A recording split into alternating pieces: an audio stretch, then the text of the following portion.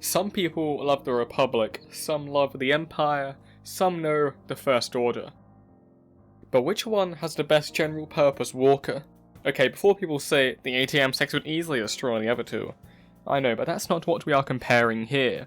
I'm not pitting them up against one another, but comparing their usefulness in their respective conflicts and scenarios. Let's go over the abbreviations so I don't have to go repeating myself. The AT-TE stands for All-Terrain Tactical Enforcer, the AT-AT stands for All-Terrain Armoured Transport, and the AT-M6 stands for All-Terrain Mega Caliber 6. Oh, you can't rule out the possibility that, beneath the elaborately constructed veneer of a, blithering idiot, there lurks a blithering idiot. Let's start with the simplest metric to compare, dimensions. Aside from it being an interesting set of facts to know, the size of the walker can tell us a lot about its purpose and functionality. The AT-TE stood at a height of 9.6 meters with a length of 22 meters and a width of 5.7 meters. This gave the AT-TE a footprint of 125.4 meters squared. Interestingly, I couldn't find any width measurements for the AT-AT, so I'll be using 6 meters because it seems about right. With a length of 20 meters, this gives it a footprint of 120 meters squared, slightly less than the AT-TE, but it compensates in other areas, and it reaches a height of 22.5 meters, over double the Republic's entry. Moving on to the AT-M6, as you can imagine, less thought was put into this than the other two. I know, I'm surprised too. Standing at a height of 36.18 meters, which is oddly specific in my opinion, a width of 17.95, and a length of 40.87 meters. This gives the AT-M6 a footprint of 733.6165 meters squared. And you thought I was going to round that to one decimal place.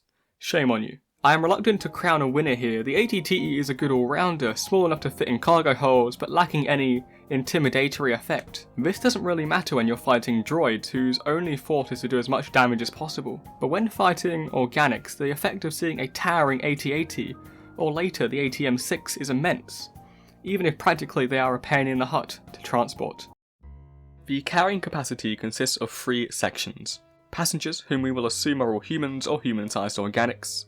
Cargo capacity. This is a fairly generic term, but anything non-organic and stored in crates, probably blasted or spare equipment. And vehicles, any other type of transport contained solely within the walker. The AT-TE could carry 20 passengers, primarily always clone troopers, which seems quite small compared to the AT-AT at a minimum of 40, depending on configuration. But that's nothing compared to the AT-M6, which according to Wikipedia can only carry 12 passengers. I don't have the source material, but I'm guessing that this room is taken up with power and systems to maintain such a large walker. Now on the case of cargo capacity, I can't find a clear answer. The Rise of the Separatist sourcebook says the AT-TE has a cargo capacity of 40 tons, not if it's metric or imperial tons. However, the AT-AT is said to have a capacity of 1 metric ton, equal to 1,000 kilograms, according to the Star Wars Behind the Magic sourcebook. And for the AT-M6, surprise surprise, we don't know. Again, it's like poetry, so if they rhyme.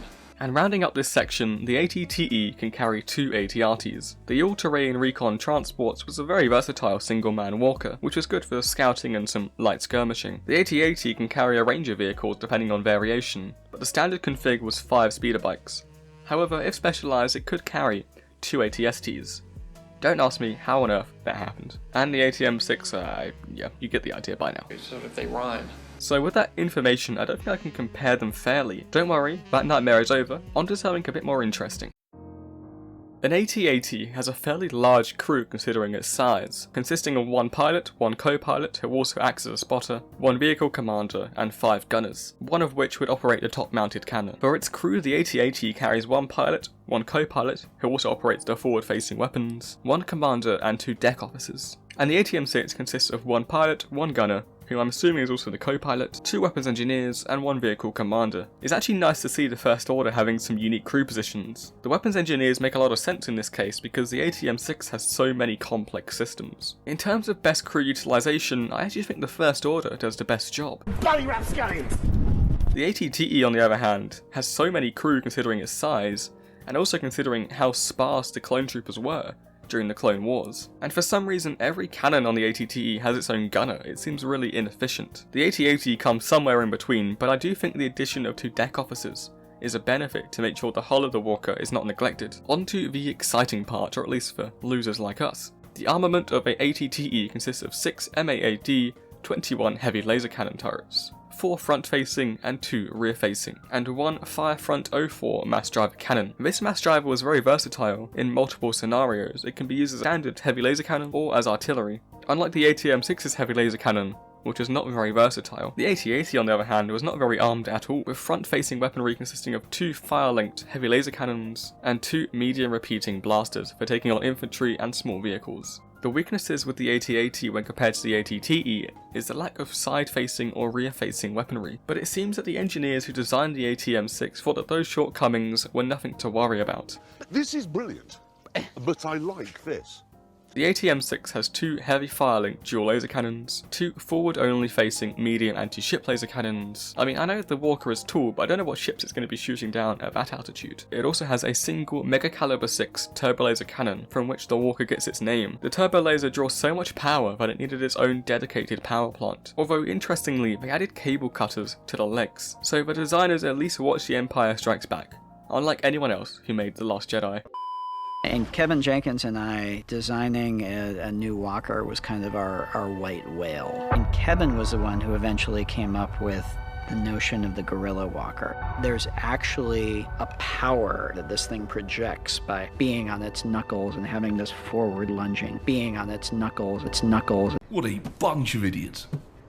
Onto a slightly speedier section. The AT-TE, AT-AT, and AT-M6 have a maximum speed of 60 km per hour, or 37.2822715 miles per hour. Okay, what really matters, after all, is the cost of these weapons of war. The AT-TE costs 300,000 credits, the AT-AT costs 150,000 credits, and the AT-M6 costs £129.99, or $149.99 on Amazon. Oh, you wanted the in-universe price?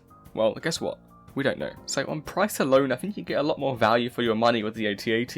As I said at the beginning, I won't rank each Walker's qualities because they're clearly designed to solve different problems. The AT-M6 would be completely impractical during the Clone Wars, almost as impractical as it was during the sequels. And the AT-AT achieves its job very well. If I was a prospective rebel on a backwater world, and the Empire deployed a single AT-AT, any chances of a rebellion would be quickly squashed, let alone be successful. So I hope this highlighted some of the weaknesses of these Walkers, which are often held up as the best their faction has to offer, but in reality they often fall short of their mythical reputation. Thank you very much for watching.